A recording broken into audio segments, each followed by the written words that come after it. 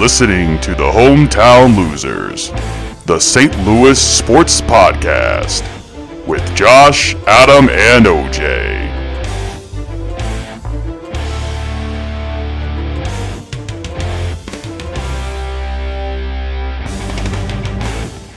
Hey everybody, welcome back here to the Hometown Losers Podcast. This is session number 56, and I'm joined as always by my co-hosts, Adam and OJ. Gentlemen, how are we doing today?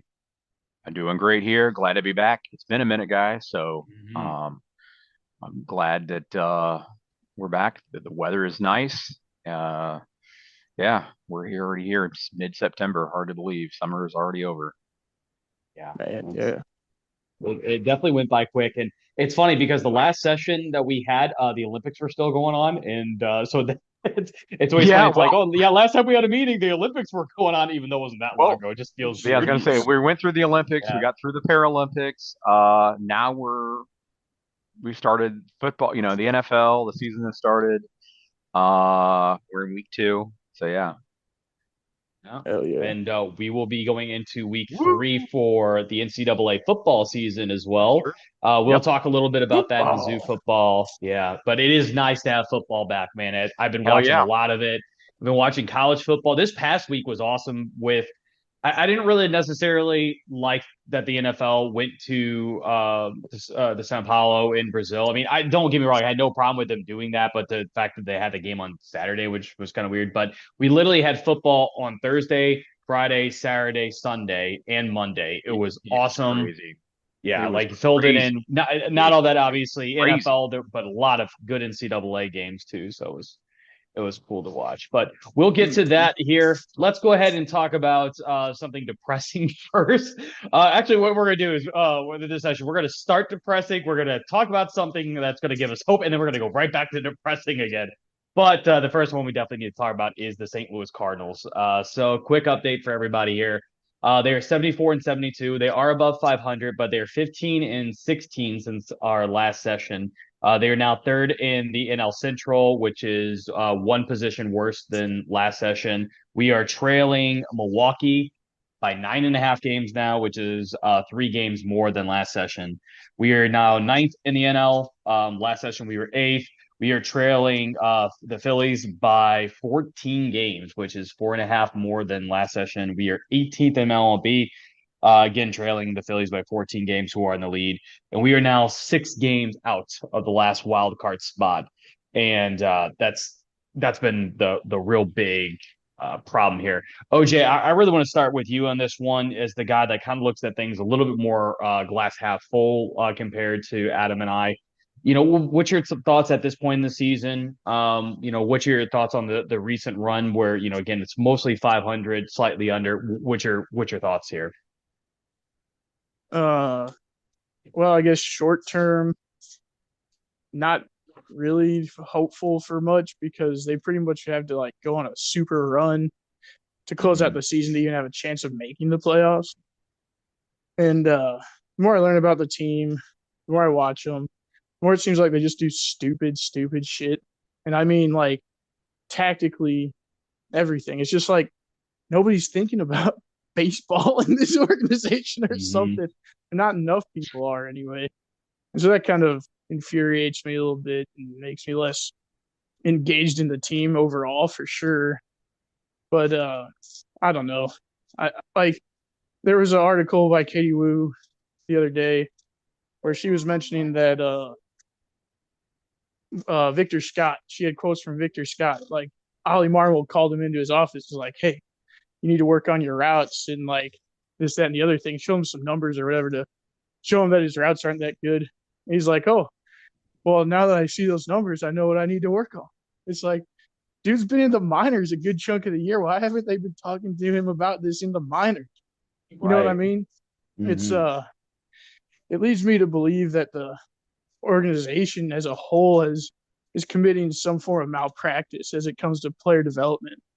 And clearly there's some good aspects to it because people still make it through. I mean, you still get solid players come up to the majors, but none of them really ever reach like their maximum potential. And from what I understand, it sounds like they lack specifically with not enough instructors at all levels of the minor leagues. Like I've heard like 2 or 3 per level could stand to be added. And on top of that, they only have like around the major leagues, right? Around every organization in the major leagues, generally at all levels of the minors, they have these like cameras and sensors around the ballpark that collect data like route data and shit like that. The Cardinals only have that in their AAA affiliate and above in the major league ballpark. So if you think about how that affects Jordan Walker and Victor Scott, both guys that they basically tried to get AAA with, well, they were missing a big chunk of data on them, and I'm sure maybe somebody was watching them. I don't know, but it sounds like, they just aren't doing enough to help their players be good, not as much as other teams. And on top of that, they don't have a hitting or pitching lab, which has become like a common thing for teams to have as well. And there's just really no excuse for that. I mean, you just spent $75 million on Sonny Gray. That's one player for like 3 years. All those improvements would cost a fraction of that, and they would help your team immensely. So I have no idea what they're thinking. And it kind of I'm kind of mad at the Cardinals organization right now as far as that goes. Well, and I think that, you bring up a really good point. I'm actually going to throw out a stat here, and yeah, I'm going to put a preface it on this. This is a little bit of an outlier, right? But at the same time, it feels like every time somebody fucking leaves the Cardinals, they're an outlier. They're an outlier. They're performing out of their mind. Tommy Edman for the Dodgers has 4 home runs and 57 at bats. The Cardinals center fielders in 472 at bats have 4 home runs. So just shows you that it's interesting again, like the level of production. It always seems to happen when somebody leaves the Cardinals, they just start doing really well. And to your point, OJ, you're angry at the organization. I think we're all kind of angry at it. Adam, what's your thoughts here? Coming into the season, I know you and I have definitely talked about this offline. So yeah, I mean, overall, looking at this season, it has been extremely disappointing overall. Obviously, we're sitting well outside of the playoff contention, because the season's coming to an end. Let's face it, the reality of it is we're not going to be there. And the key is all of this. Well, I guess I should say I had a little bit higher expectations, I guess, in this. I thought maybe they were bolstering our lineup a little bit. Yeah, they had a little bit of mix of, some veteran leadership coming in, some younger talent. I thought maybe they could try to pull things together. I wasn't expecting to, be top performers, but I thought that maybe they would find their rhythm. But that was the problem, is that they were very consistent. We had those periods of, stronger play, especially earlier in the season. But then we had, a lot of injuries, underperformance for some key players that we saw, Arenado, Goldie, etc. Struggles in pitching, and it all led to losing record. It was interesting because I just mentioned like Arenado and Goldschmidt, because obviously they were cornerstones of our lineup, but they they've really struggled with their consistency as well. While Arenado, his defense, remains, rather elite per se, his offense have just really dipped. As a like recently, I think he's hit 28 home runs, and he's batting 276, which is well below where he was, a couple seasons ago for sure. Right. And then obviously with Jordan Walker, he's been, great for us offensively, but obviously he's really needs to develop defensively as well. So it's like trying to find that. It's going to be interesting. And then that also leads me into the front office and coaching. Yeah. Because that's where I think that a lot of people are talking about. I think the front office is really in a transitional phase. I'm seeing some rumors are swirling around about some major shakeups. Obviously, at the beginning of the year, they brought in Shane Bloom from, I think he was at Boston for a while. Yeah, with Chaim, bro. Just so you know. Whenever you hear the Jews say L'chaim, that's it. Okay. L'chaim. That's how you pronounce that. Yeah. All right. Got it. I know they brought him in. I was just reading an article a little bit ago about because we haven't heard anything from him, obviously, but there's some rumors that he will be taking over for Mo. Mo's contract, I think, is over. I just saw at the end of next year. Yeah. So it'll be interesting to see if what their plans are. Are they, especially for next year, because do they start transitioning him out and moving Mo out or whatever? I don't know. It just depends, I guess, on how what's going on with DeWitt. Yeah. And so that's the question here is that he seems to be alienating and angering more and more fans and doing a lot of damage to his business. We keep seeing empty seats, and we're going to continue to see that next year unless there are major changes in the head office. There has to be. Yeah. And they're not saying, or they're not indicating that they're going to do anything with Ali as well. So, yeah, and I think you bring up several great points. We're going to talk a little bit about the changes here in literally just a second. I just got to bring this up. When I was doing this, because I haven't watched Cardinals baseball in God knows how long, because every time I felt like I was watching, they were just losing, or every time I get an update alert on my phone, they've lost the game, right? And when I was looking at this, I'm like, holy crap, we're actually above 500. It doesn't feel like that. It doesn't feel like we are 2 games above 500. It feels like we're 20 games under 500. Yeah. And so, again, to the point, something is going to have to change. And I'm going to go back to you, Adam, here with that, because you kind of started the segue for that here, and what needs to happen, the potential changes that potentially are going to happen. But to put this in perspective for people that don't know, or they're just not in, I guess, just unaware of this. I mean, there were tickets that were available online that it was more expensive. The fees to buy them online from the MLB app or wherever you're at were more expensive than the actual ticket. That's how bad it's gotten. They were literally free tickets, and then there was a $7 baseball fee. Heaven. For baseball heaven, it's fucking ridiculous. Even KMOV, I think did I don't remember, but I did see it from some news station that they were showing that you could go to the game for free if you paid a $7 fee. You're going to get bleacher seats or whatever the hell, but there was still no one going. And guess what? The other seats are all empty, so you could literally go sit there along the first baseline or the third baseline, and you would have no problem. You'd have plenty of empty seats. What normally would have been $150 seat before, you're getting for $1.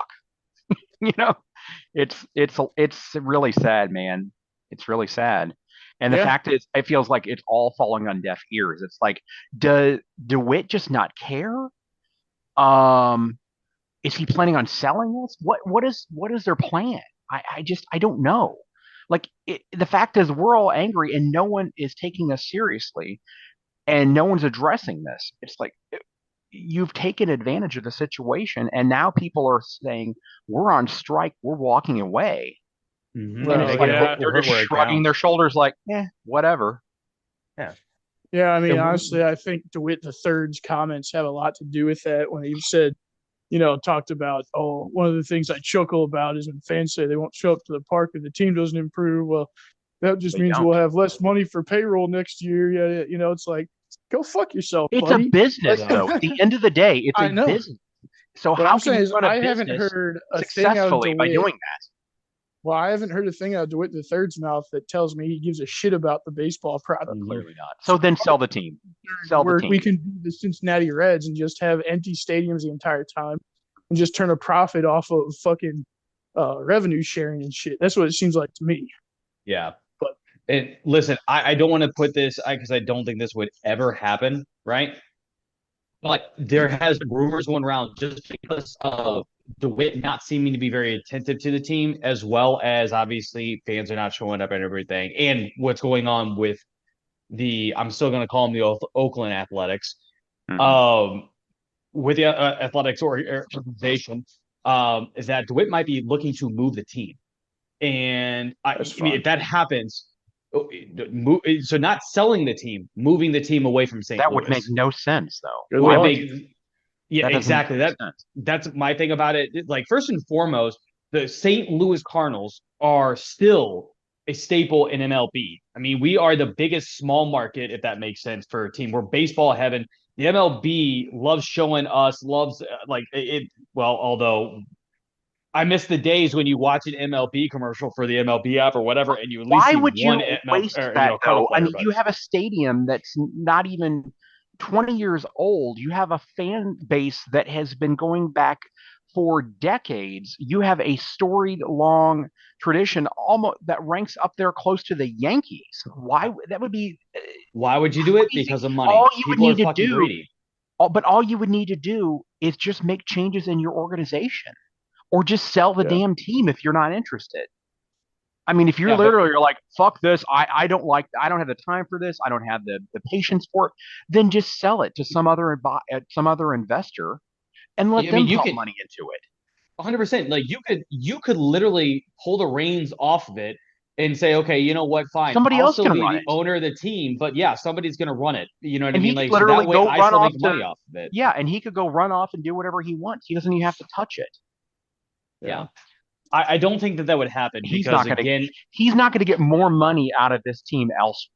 That's No. where would he yeah, where are go? you gonna go? Yeah, that's Where are the other you thing. going? Where are you gonna Because go? there's And already yeah, expansions all over the place. There's nowhere left in the USA that you're going to put a baseball team that's going to do better than it would in St. Louis, Missouri. I'm sorry, yeah. it's Yeah. just not And possible. let's Not look at Especially it happening. like as a business standpoint. Okay, the Cardinals obviously have a shit ton of branding. They have definitely a loyal fan base, in to the point that we're loyal enough that we're not going to show up for a product that we know is not Cardinals baseball, right? So mm, putting that out there. So we know that, like, I'm just looking at, like, say I was DeWitt in this situation, and in my mentality, I was going to I want to go to a different market. I want to try to maximize and move to a bigger market. Okay, so I'm going to do that. I know all the intangibles are there for the Cardinals to be successful somewhere else, but where the fuck do you go? You know what I mean? Like, yeah. There's there's nowhere nowhere to else go. to go. There's It's you already literally where have what, two teams in Texas, right? yeah, You have two teams. You have more than two you, teams in you're California, but you got two teams in LA. It's and you're just going to like, get one in Vegas. One's getting ready to move to Vegas yeah, because that might be the only potential area that you could possibly move to. That's already been taken. yeah, Where are you going to put them in? You can't put them yeah. in You're not going to go Nashville back because into you're in New the same area York. that you're at. You can't Yeah, put them in North Carolina because let's face it, you're going to be facing against the Braves.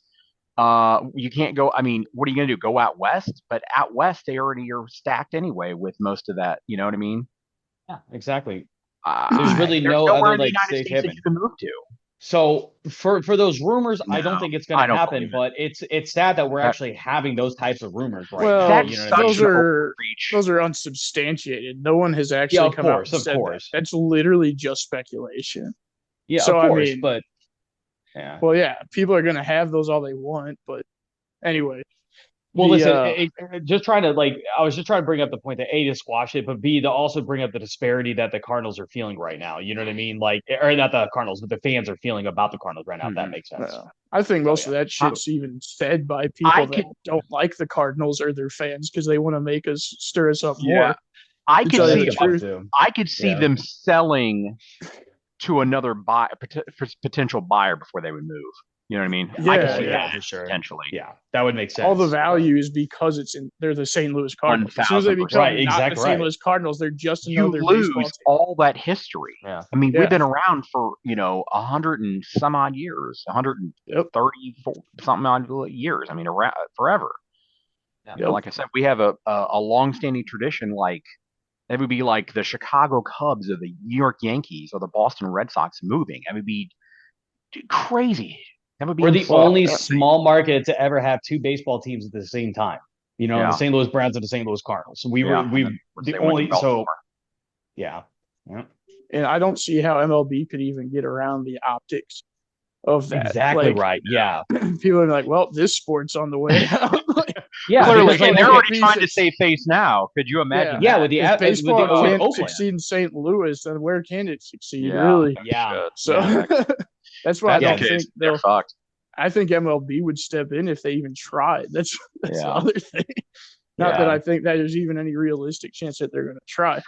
But it'll be interesting though, because getting back to Ollie Marmol, since he has the contract through 2026 and he's obviously facing a lot of criticism, the question is going to be if Chaim, winds up taking over as, a baseball operations over for Mo, what is he going to do? Because ultimately that's going to be his call. If that, were to work out itself out, that would be the case. They're indicating now Mo's protecting Ollie, but that's also because, I think they're kind of protecting each other the best they can, but it'll be interesting. They need some shakeup though, because heads have to roll. For sure. Because if they don't, then they're going to have a repeat of 2024 in next year. And you're going to have a lot of problems with trying to get people in here, because guess what? They're going to have to make a decision next year for Goldschmidt. What are they going to do? Yeah. I don't think you can bring him back. He's clearly lost it. Exactly. Like he clearly can't. He can't catch up to fastballs as well anymore. Nope. Like, And so what are you going to do there? And who are you going to slide in there for sure? And how are you going to rebuild or retool from that as well? It's going to be interesting. Yeah. Well, one thing that I like about it, if you want to look for a silver lining, from what I've heard, and this is from Bernie Miklasz and I think Jeff Jones or something. So a couple people have reported this, but I didn't know this at the time when they hired Chaim Bloom as like a advisor or whatever. But what he's doing is he's actually essentially auditing the systems of the Cardinals. And apparently he made some report that presented to DeWitt about where the organization is deficient. Mm-hmm. So that should give you some hope that, hey, they're at least trying to revamp their shit. They finally realize there's a problem.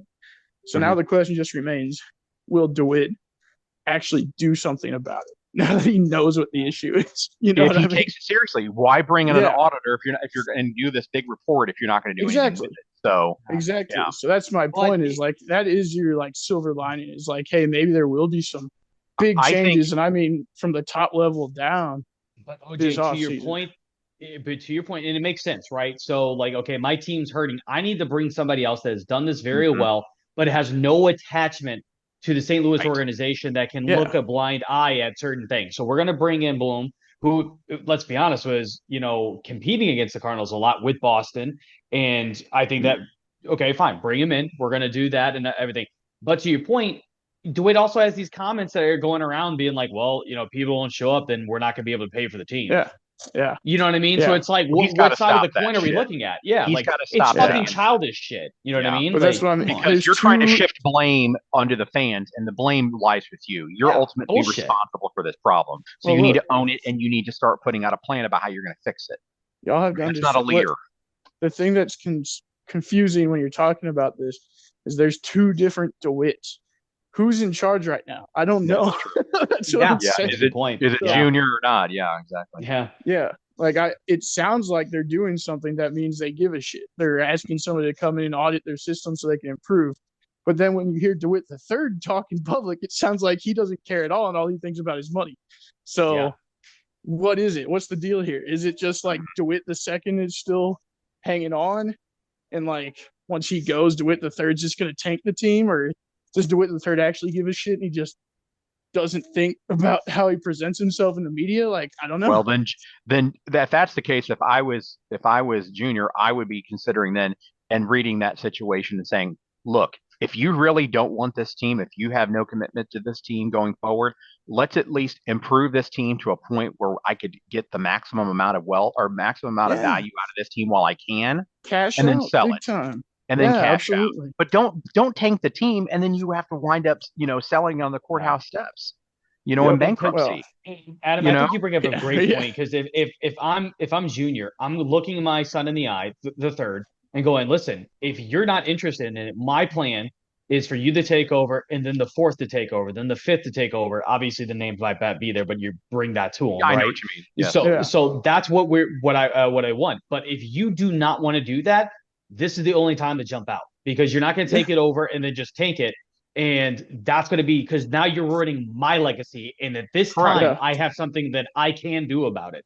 So and it's more, and this organization, at the end of the day, he should say, is bigger than just you or me. This organization has a storied organization is part of this town for Adam, over 140 years. So let's do this the right thing. Yeah, and to your point, Adam, right? So again, when I'm bringing it, if I'm junior and I'm bringing that kind of mentality to the third, I'm going to say again, it's not just about you. It's not about the fourth. It's not about the fifth. You got to think it's about me. It's about my dad too. You know, so like again, the legacy of the St. Louis Cardinals and our ownership goes well beyond this. We can't ruin this shit.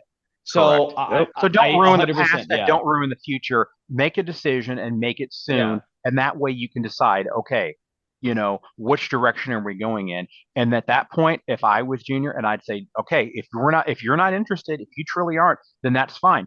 I'll run this thing. We're going to get this thing back in running order again. We're going to put some new management in place here. We'll put Bloom in place. We'll start straightening things out. You can duck out, and then once we get this ship back on course, then we can start. And then I'll put my feelers out, and we can look for a potential buyer. Right. Yep. Yeah. But there's no reason though to tank the team and then, like I said, have to basically sell it in bankruptcy, because that's pointless. I mean, the biggest thing about it, right? This is the most simple thing. People are not buying tickets, so changes are going to happen. You know what I mean? Like literally, soon they're just not only are you profitable, they're not going to make money. Like you're not because they're going to continue losing money on tickets. You're going to continue losing money on viewership. You're losing money on this whole Valley thing. You're losing money on everything. Sponsors are going to pull out. Everybody's going to start pulling out, and it's going to be a domino effect, and they're going to start feeling it. Yeah, they can sit here and brag, 29,523 people showed up tonight, and then they show the crowd and look around, and there's like maybe 5,000 people. Well, guess what? That affects the vendors that are in the stadium. Eventually, those vendors are going to be like, we're pulling out of your stadium. That'll start affecting attendance even more. That's going to start affecting the ads. Why am I going to put an ad in there? Why am I going to put money into this place? And then next time around, people aren't buying tickets. It doesn't matter how many kind of promotions you have. Next thing you know, everything just goes to shit. And then next thing you know, you're in Oakland. And you're looking around and you're like, damn, this is sad. So I don't think we're to that point, but man, I hope that they can. But I see the iceberg ahead, and we're yelling like, yo, iceberg ahead, do something about it before we hit the fucking thing and we sink this ship, you know? Yeah. That's a good analogy. I mean, the funny thing is, like, somebody brought this up to me. I don't think we're at that point, but it would be really nice. And I kind of understand where they're coming from. We need another Albert Pujols essentially to save this franchise. And I'm like, well, like, I don't think that's necessarily going to like turn you can't really count on that. Yeah, to your point, right? It's not like Shohei Ohtani all of a sudden it's going to like Ohtani couldn't save this though. Ohtani coming into this is not going to save us. Yeah, because the problem isn't the players. The problem is with the ownership. The problem is with the management. The problem is not the players, as you pointed out earlier, Josh. The players will go on and be successful elsewhere. It's the fact that they aren't being coached. They're not being managed. That's what it all comes down to. Yeah, I mean, the talent is there. We have that's another thing that pisses me off. You know, is like their major league. I think their major league coaching staff is lacking. I think they didn't spend enough time thinking about the rule changes. I think they're way behind in the run game compared to the rest of the team. Yes, they are league. Big time. Like, even though the league's gone out of its way to get people to steal more bases, the Cardinals are still largely station to station because they're not successful enough when they do it, even though they have guys that are more than fast enough to steal a lot of bases. Is because they don't know how other teams have figured out how to control the run game better. Like, you look at guys where the catcher's back picking or signaling to the pitcher when to pick off by looking at the at the runner, waiting for him to drop his attention, and then the catcher signals real quick, and the pitcher hits him with the pickoff, and you get him out. Like, you do shit like that, you get in the runner's head. Next thing you know, it's a lot harder to steal. But the Cardinals don't do any of that, so people just steal on us left and right. Even though Pages and Contreras have pretty good pop times. So they just fallen behind in all this stuff, and it's because of lack of thinking about stuff. You know what I mean? And speaking of inexcusable, piss poor base running, I got to point out Warner over there, our third base coach, and I have to say, Pop Warner, very questionable decisions over the past few seasons, I have to say. I was just about to say, it's not just this season, Adam. It was last season as well. So I'm glad you said that. I remember him and the whole Tyler O'Neill deal. You know what I mean? Yep. I remember. You know. He's had some stinkers, but I don't watch a lot of games thinking that he's screwed up. At least not this year. I think he's not in the right position. Same with Turner Ward as well. You know, the fact that we have been so inconsistent the past couple seasons when it comes to our offense as well, and we are underperforming. Am I misremembering, or wasn't Pop Warner the third base coach for a while, even before 2 years ago? He was. I thought he was. So it's is just it possible that it has been over the past few seasons.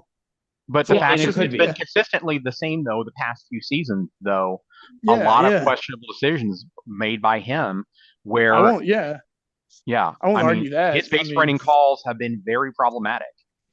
I just wonder what changed. That's all. Right. It could have been a philosophy change within the organization, as OJ just brought up. But at some point, you got to be able to be a professional, do your job, even if the company. I shouldn't have put in an analogy. If a company is steering you the wrong way, right? So, I was about to bring it to my personal life with that, but I won't. At this point, I'm going to move on. Adam, unfortunately, knows exactly what I'm talking about, so we're going to move on from that. But at some point, you have to use your better judgment as a professional to be able to say, okay, is this going to be the best thing for the team, or is the philosophy of what I'm being told the best thing for the team? Or you know what I mean? So maybe they just need to move to a different role potentially. The thing about this too is actually I want to bring up something because OJ, you brought this up a little bit before about the pickoff notifications and stuff like that they're trying to do, like these little things. And so I'm going to bring it up two things. One, I think it's hilarious that with the MLB wanting clearly more action on the base pass and more stolen bases going up, that the team that's always been known for the small ball, which is the hit and run and the steals of bases and stuff like that, is not doing that and hasn't been doing it for the past 5 years. And second, I really do believe it deep in my heart, the more that I'm watching our catchers and stuff like that, specifically our catchers, I feel like they're getting set up for failure. We as an organization have fallen asleep for the past 10, 15 years, and we have relied on just players' individual brilliance so that way we don't have to coach on it anymore. Yachty is that guy that's always done it. So it was no longer an emphasis within the organization because we didn't have to worry about it. They haven't had to think about that for 20 years, to be fair. But now those holes are being exposed very, very, very I'll tell you another bright example of this is no one knows Albert Pujols as a base runner, right? Because he's not the fastest guy, but he's a very savvy, right? But he was a very savvy guy. He knew when to go, when not to go, when to push the envelope, and he always knew, okay, balls hit. Like if I'm at second and there's nobody on first, right, and only one out, I'm gonna jolt like I'm gonna go to third, but I'm gonna try to hold to get him to look at me so that person has more time down the line, right? Albert's always been that guy. And he worked with all the young rookies in spring training specifically. He ran kind of like the tight end camp that, Kelsey and Kittle run. He ran a base running clinic for people. And people seem to forget about that. Like that was Albert Pujols showing that you do not have to be the fastest guy, but I can definitely be better than some people that are faster than me because I can make smarter plays. And we fall asleep at the wheel, so it's stuff like that Albert and Yachty brought into this organization. And you had Chris Carpenter doing stuff, Adam Wainwright doing stuff. You know what I mean? Like, that was the year they fired Schilt. That then they had the rule changes and stuff. And what's funny is, I felt that other than the shift ban, I felt that the rule changes actually played into the Cardinals' style a lot. But 100%. Then they changed their style. It's like the analytics people took over and went, but they didn't. Not the smart analytics people that were stuck in like 2005 analytics, where they're like, 3 true outcomes, nothing else. Like if you look at the real smart analytical teams now, they're not 3 true outcome teams because you're wasting too many chances when you play that way, especially with the new rules. So I don't know. Like I said, the Cardinals infuriate me. They infuriate me. And that's the thing about it. It's like, as much as like I feel that there's been a lot of, let's just say, energized conversations that all three of us has been having, right? It comes from a place of passion and frustration, of course, right? Yeah. You wouldn't be frustrated about it if you didn't love the Cardinals and didn't have passion for it. I mean, Adam, I know you and I talk about all the time, some of the memories that we've had about Busch Stadium and the players and stuff like that. I mean, you going to see Ozzy again and just how cool that is,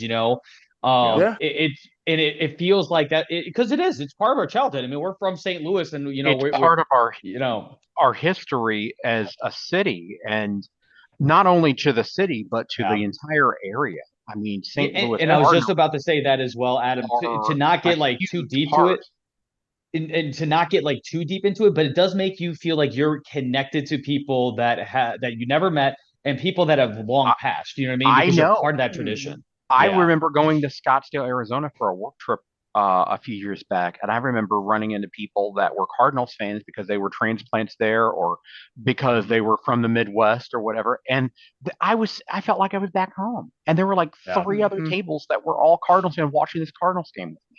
Like, this is incredible. They are a huge part, and so it's hard to not take this personally when you see them struggling like this, and it's like Green Bay and the Packers. Yeah. The Green Bay owns the Packers, so they take a personal vested interest into it.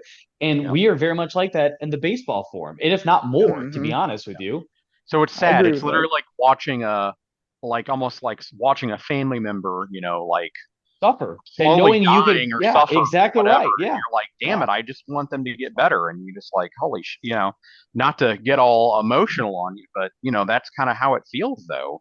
Oh, yeah. I mean, I know at the end of the day, it's just a sport, but to a lot of people though, it means so much more.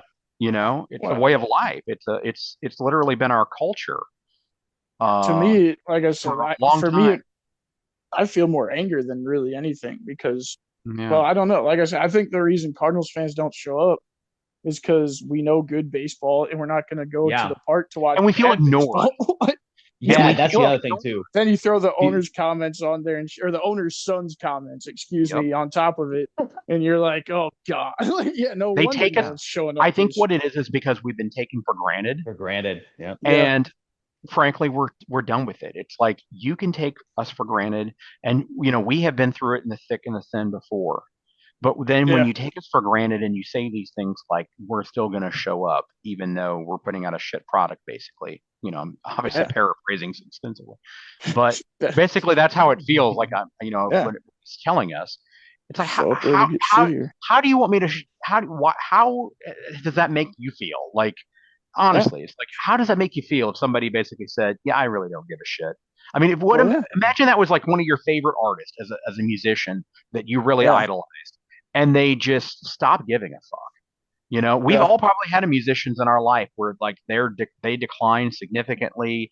Their music started really sucking. They stopped producing albums or really good albums, and they just really took a major decline. And then imagine if they're just like, "Yeah, we don't give a shit. You're going to show up anyway." It's like, no, I'm not. I'm not going to spend my hard-earned money showing up and watching you suck live on stage. So why would I do that for anything else? Exactly. It's exactly it. I mean, there's a reason why I don't go to a certain band's concerts anymore because every time I went, it felt like they were. I know exactly what you're talking about. You know what I'm talking about. Yeah, obviously I was there. Yeah, and it was frustrating, man. It's like this is a damn good band, and it's like you guys fucking suck. It's true. But, anyway. Yeah. Anyway, that's what really grinds my gears. Yeah. That's a good old gear grinding sesh. Let's get to the last part of this the topic before we switch gears here a little bit and talk gears. And talk a little bit about what we need for the offseason. I think that let's just go around and say the one thing that we believe each or that we need as a team, as it should say, that each of us has like one thing that we believe the team needs. Adam, I'll start with you. What does this offseason look like for you if you had your way? One word that I want is accountability. Yeah. That's what I want is accountability. I want them to hold the people that are running this organization their feet to the fire. And ultimately, I think that will change things significantly because every part of our team needs some help. We need to revamp the pitching staff. We need to improve our offensive consistency. We need to, continue develop of our youth and our core. We need to focus on our defense and our improvements. We also need to focus on, our financial flexibility because at the end of the day, we're bringing in a lot less money, and we're going to have a lot of, and potentially we need to offload some of these underperforming contracts as well. And sure.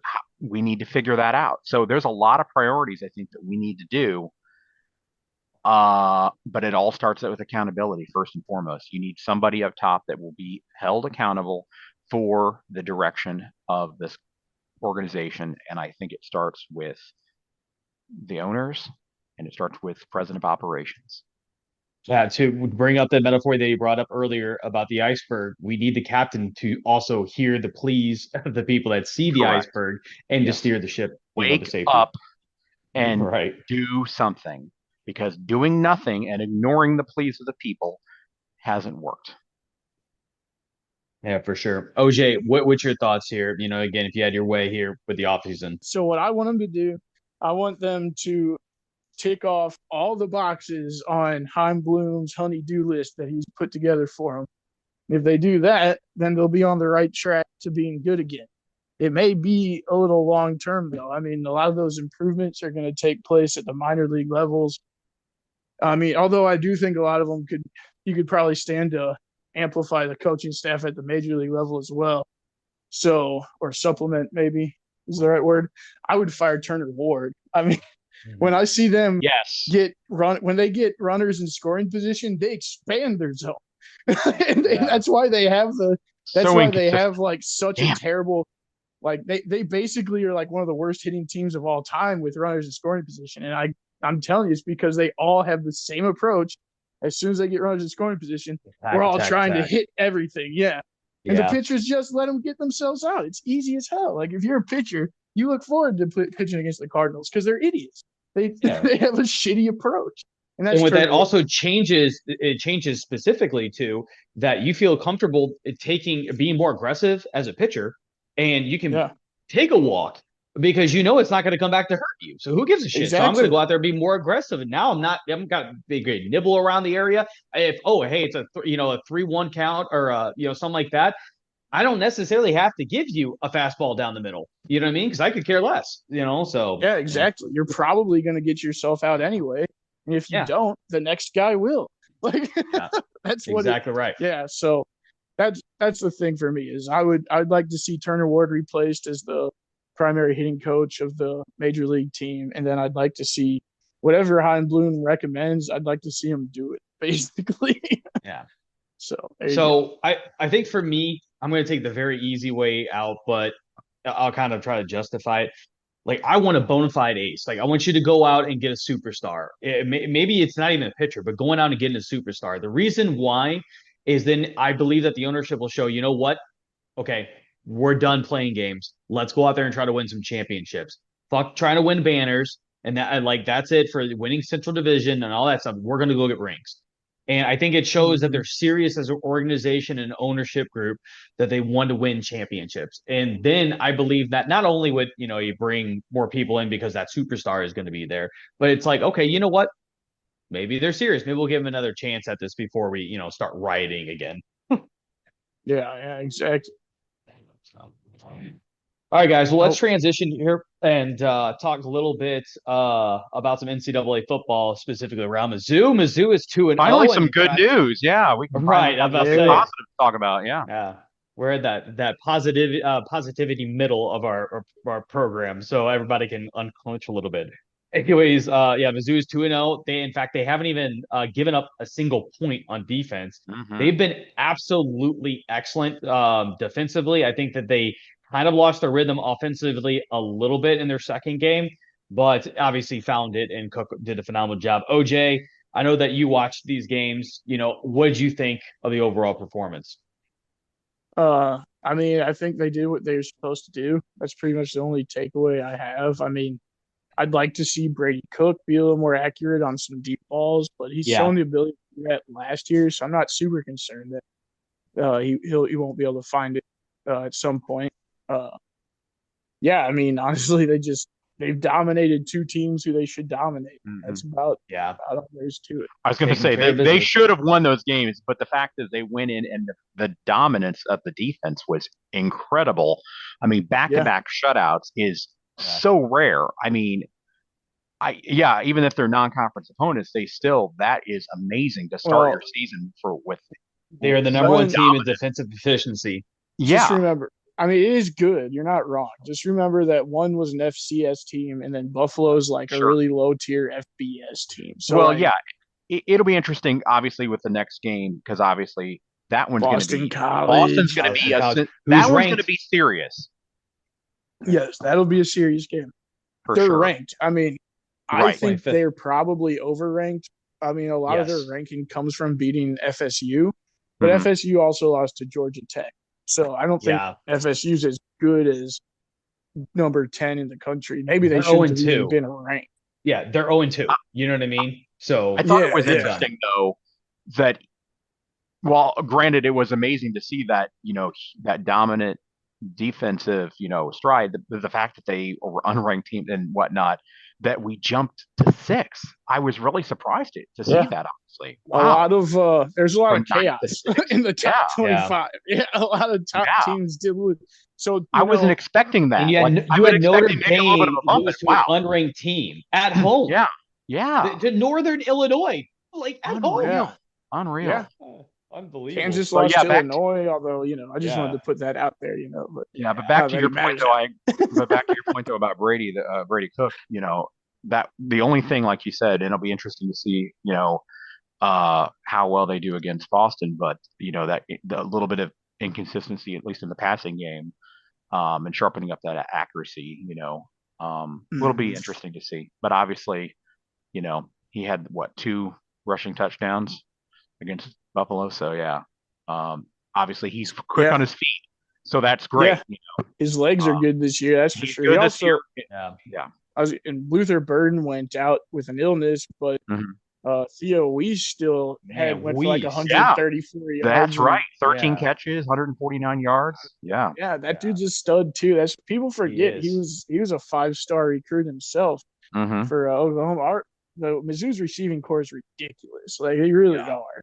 And to your point, Adam, a lot of teams have lost or struggled with lesser opponents. So the fact that Mizzou went out and just handled these guys they should handle business, that is to their credit. I mean, South Carolina almost lost to Old Dominion, for instance. True. That's true. Alabama almost lost to USC or USF. Yeah, they had trouble with USF again. Yeah, exactly. So maybe they're the dark horse in the SECs. Then who knows? We'll see. Yeah. Yeah. But the one. Go on. I was just saying there is no divisions though. So, but yeah. I gotta tell you though, the one thing that really irritates me about this is the lack of respect that people are giving. And what I mean by people is like more analysts and everything. When it comes to their right now, if everything ended, you're putting them in the CFP or not. Like, why wouldn't Mizzou? They're number 6 in the nation, but people are sitting there saying, that they would be like one of the first teams out at 13th or 14th.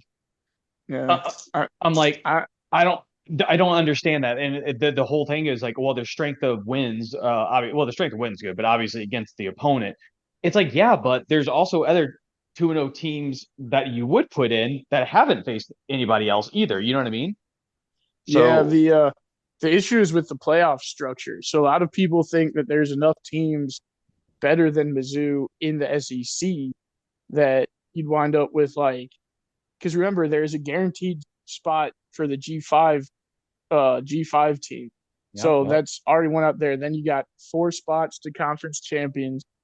So people are thinking, it's going to be like Georgia will win the SEC probably, and then whoever's in the championship game will get in. And they don't think that'll be Mizzou. And then they've got like Ole Miss and probably Tennessee above Mizzou also. Next thing you know, you got like 4 SEC teams already in, and it's like they're not going to put a fifth one in. That's where it's coming from. But at the end of the day, if Mizzou just wins, they're going to be in. All right. Like they do control their destiny, especially given that some of these, like South Carolina put a hurting on Kentucky.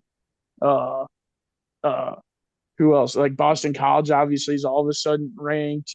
Vanderbilt is winning games all of a sudden. Like there's the schedule for Mizzou is certainly starting to look tougher than at the beginning of the year. For I sure. agree with that. Because the beginning of the year, you're like you were looking at Alabama, and that was it. But as you point out, Arkansas as well. They almost beat Okie State in Okie State.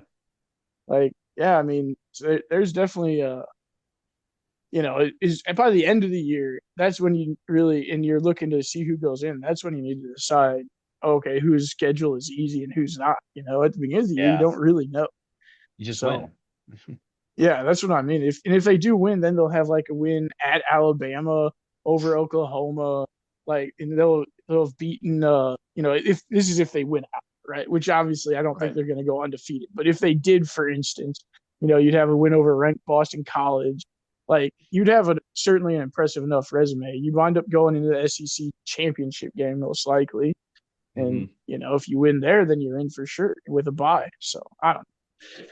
But, yeah, go ahead. Sorry. You're good because I was about to say I'm looking at the schedule and like obviously as you said, there's going to be some teams out there because obviously we weren't expecting Boston College to be ranked this season, right? Especially at this point of the season, and we're going up against them. I mean, we knew there would be but we're still favorites, clearly. I mean, no, yeah. But what I'm saying, no, of course, but what I'm saying is like you're expected to win that game.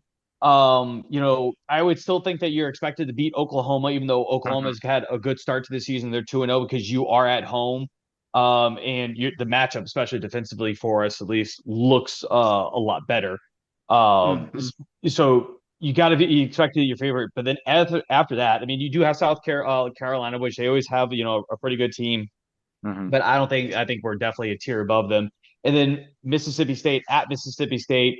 Mississippi State is one of those teams that always seems to really play Alabama, LSU, stuff like that real tough. So, going from there. And then again, Arkansas too, as you just pointed out, OJ. So like it's a really kind of a rough back end of the season, but you're expected to win, every one of those games besides Alabama, maybe. You know what I mean? I mean, even if they lose against Alabama, their one-loss SEC team that may or may not be in the SEC championship game this season. So who knows, right? But the only thing is we can hope that Mizzou will get into the playoffs and potentially make a run at it. So, anyways, let's transition here, guys, and talk a little bit about our last topic. So, as I said before, the earlier beginning of the program, we're going to start depressing, get good, and hopeful. Back to depressing. Let's talk about St. Louis City.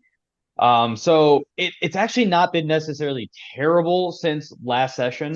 They're 1-3. I guess it could be better. I like how that's optimism. I know, right? What were the games they played? Because they have been playing pretty well. I know there was a draw that was against New England. That was a few days ago. Yeah. And that was a very disappointing one. Yeah. But it seems like that's all we were doing for the longest time is we were just drawing, Pretty sure they drew Portland too, but they smoked somebody in there too, though, I think. So trying to see what their last matches were. Oh, they beat LA Galaxy. That was a good win. And then so they drew Portland 4-4. Yeah, so and then they beat LA Galaxy 2-1. And then they drew New England, which sucked, but they did that. Yeah, I don't know. I mean, I'm okay with how they're doing. I think that that's the thing, kind of like the Cardinals. They've shown like flashes of the competitiveness, but it's the inconsistencies as well, and also the injuries as well. Those sort of things. They need to really stabilize on their defense for sure. But the injuries have really. I mean, we've talked about it before. I just remember the injuries.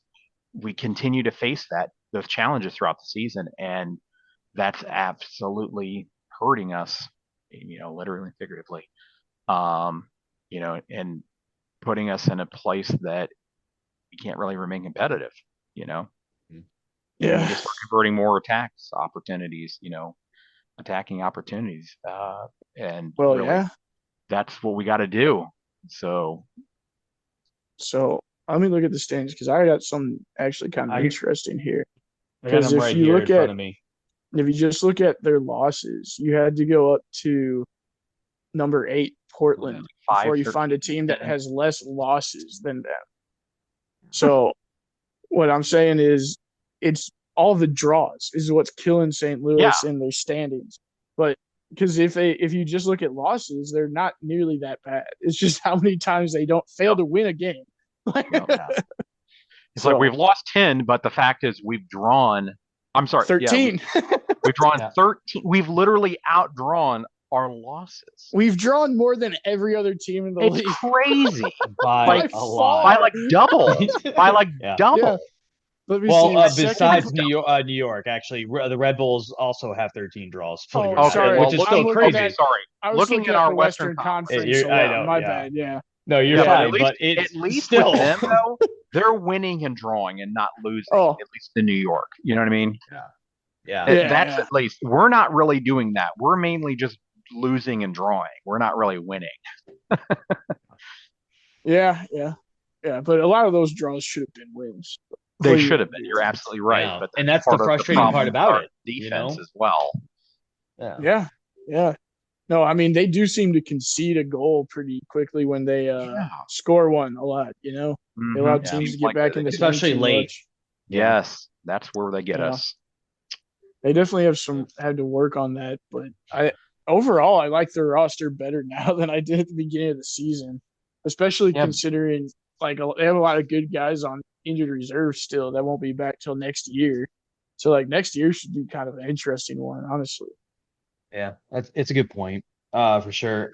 So I gotta say real quick. So we're at 28 points. Not obviously we're expected to be at the beginning of this year. We're 13th out of 14th in the West. After being the number 1 seed, and 24th in the MLS out of 29 teams. It's just not great, and that's where. Yeah, I mean, and then you look at Miami. Looking at last year, we literally won the conference. We were the conference champs, and that's we had finished second for the Shield. Yeah, exactly. We did. You're absolutely right. So but then it all fell apart in the playoffs, unfortunately. Well, I guess so. In my opinion, when I watched all these games, but it seemed like a lot of the games before their injuries, they were just a good player or two, probably just a good striker away from blowing teams out, being a pretty dominant team when they had Salio still there and Ostrak. But then once the injuries started piling up also, then they started losing games that they were drawing before. And then they made all these crazy additions and stuff. And now they're starting to right the ship again. But it's a lot of new players playing together for the first time as well. So they're not in top form yet either, really. Mm-hmm. It's been a bad season, but like I said, I think next year is going to be interesting. I think so, especially once we get a little bit more continuity. I think that one of the biggest things that this team needs to make is play from the back line. Not just defensively on the ball, but moving from your half to center field. Right. And I think that is what they need to be able to work on a little bit and help alleviate that defense too. You know what I mean? Getting these outlet passes sent in the correct way with the correct weight and not getting these turnovers in midfield. I think that would help out as well. Usually they get screwed in transition. Yeah. Because they do build well out of the back, I'd say, but that's once they have the ball. The issue is when the ball starts going the other way, they recover terribly. That's where it seems like almost all the goals scored against them are untransition goals. And it probably has to do with playing with a high back line and all that. Although they've changed their strategy up now. They're not just a pure super pressing team anymore. If you watch them versus Club America, they played very much more of a tiki-taka style because they were just very deliberately work the ball upfield and they were happy to pass it back if they got in trouble and switch it to the other side. And like, I don't know. So it seems like they're wanting to be able to play multiple styles depending on their opponent, which sounds great to me as long as they can actually do it, you know? Yeah, if you can execute correct. Yeah. Rather than just trying to master one thing. No, I mean, I get it, but you know, it's just as we were just saying, you know, you have to execute. It's as simple as that. Yeah. That's the hard part, though. If you're going to play different styles, you got to have some guys that know soccer well. Yeah. Yep. Well, so their next game is in Minnesota, looks like, right? Yeah. Minnesota. And that's in 2 days and Saturday. You know, hopefully we can get something going again. As you see, like with Minnesota, their last 5 is a win, loss, win, loss, win. So they're due for a loss. Damn right. And hopefully we can, you know, take care of a advantage of a team that is, you know, at right now 500 in those last 5. So, hope, yeah, and maybe start riding the ship and have something to look forward to next year. Yeah. I like your optimism. Right. So only thing you can be. I mean, Yes, sir. they really did get some good damn players with Hartle and Toykert. Like, they got some really good guys that look like they're pretty fucking good. So, I mean, and then you add Celio Pompeu back, who looked like a stud before he got a horrific injury.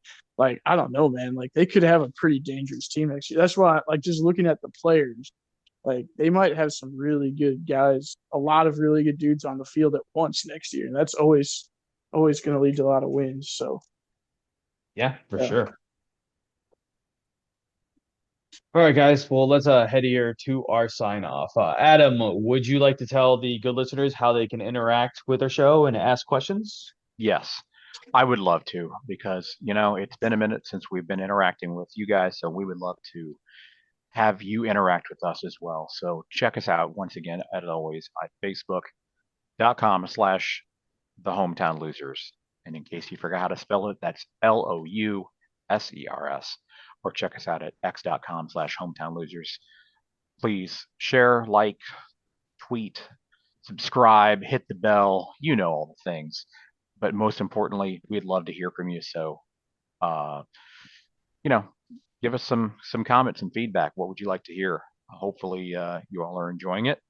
I know I certainly am. Absolutely appreciate that, Adam. OJ, hit us with your game of the week. Mizzou at Boston College at Mizzou, 11:45 on Saturday. Since we're considering Mizzou a team we talk about now, that's easily the match of the week. For sure. There we go. It's the only one really that I'm looking forward to. Yeah. Oh, don't forget though, Friday night, Barry Odom led UNLV is playing Kansas, and they could really screw their season up if they beat them. Yeah, for sure. So, you know, if you got nothing you're interested in Friday night, tune that one in. All right. Well, thank you so much for that, OJ. Appreciate it. Looking forward to that for sure. And of course, one of my favorite segments right before we sign off, it's this week's Stat Blast. Over to you, Josh. All right, guys. I appreciate that. Thank you very much. All right. So we have 2 of them here. Couldn't find like one that was really like mind blowing, but these 2 are just like very interesting to me. So I'll start with a little bit of baseball. Don Mattingly, obviously, one of the great baseball players. He hit a record, an MLB record for the single most Grand Slams in a single season.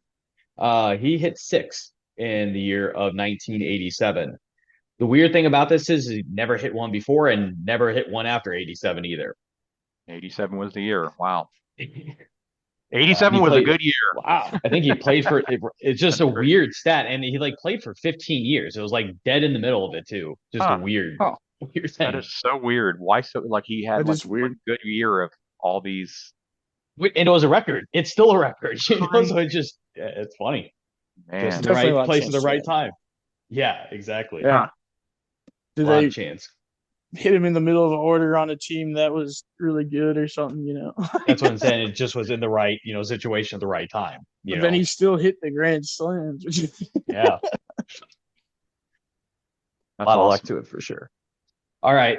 My last one for the night is you guys both know who Joe Theismann is, obviously, right? Yep. Yeah, the quarterback, right? Yeah. So, so he joined the Washington Redskins in the year 1974. In 1974, their leading punt returner was named Joe Theismann. It's the same Joe Theismann. The quarterback was their punt returner in 1974. Nope. No way. Yep, look it up. I had to look this up. Like when I read this stat, I'm like, what? I'm like, no, I literally, it's in his Wikipedia, it's on his bio. It's like, holy crap. The weirdest thing. Oh my God, it is. Here's the other thing about this. He Holy didn't even shit. become their quarterback until 1978. I didn't even realize that. So he went from punter to being quarterback. That's crazy. Punt returner. That's a career arc. He was a punt returner. Yeah. And he went to becoming their starting QB. Wow. That's kind of like Billy Powell and Leonard Skinner going from being a roadie to being their piano player. Right. 100%. It's like how that does not happen. That's wild. Holy shit. Would have never expected to hear that. Yeah. Right. That's why I thought both of those were just not like mind blowing, but they were just really interesting. So definitely wanted to share that with the listeners and you guys for sure. That's wild. Absolutely. Thanks for sharing. I appreciate it. Absolutely. Well, guys, as always, I appreciate it. And I had a lot of fun. And again, listeners, if you have any questions or want to see any specific content on the show, please let us know on the socials that Adam told you. All right. Until next week, have a great night, everybody.